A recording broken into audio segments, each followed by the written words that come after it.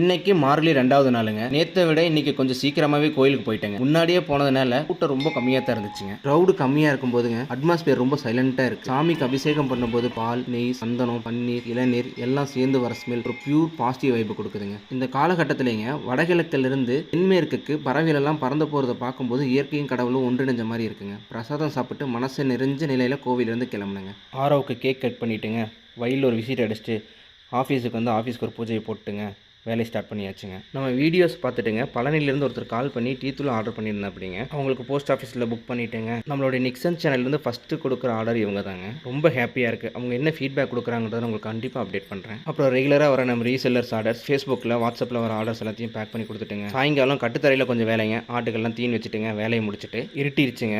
நம்ம மாப்பிள்ள சாய் சிட்டி கிளாஸில் ஜாயின் பண்ணிட்டுங்க. ஃப்ளைட் ஏதோ பண்ணியிருந்தேன். அப்படி முன்னாடி மோட்டர் வச்சா நாளைக்கு பறக்குங்களாமா, அதை காட்டன் இருக்கு அப்படி நாளைக்கு அதை நான் உங்களுக்கு காட்டுறேங்க. சப்ஸ்கிரைப் பண்ணிக்கங்க. டச்லேயே இருங்க. பாய்ங்க.